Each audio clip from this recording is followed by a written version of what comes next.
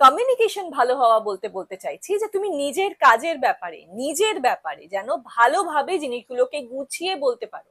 তোমায় যা যা প্রশ্ন করা হবে সেইটা যেন তুমি গুছিয়ে বলতে পারো।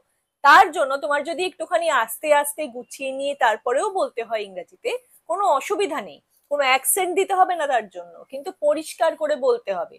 সেটার জন্য উপায় হলো আগে থেকে ভালোভাবে প্রস্তুত হওয়া।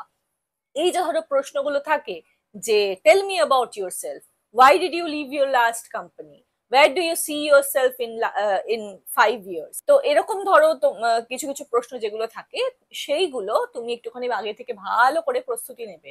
সেগুলো লিখে বারবার করে বলে তুমি যদি প্র্যাকটিস করে নাও, তাহলে দেখবে ওখানে গিয়ে তোমার আর ফাম্বল করছে না।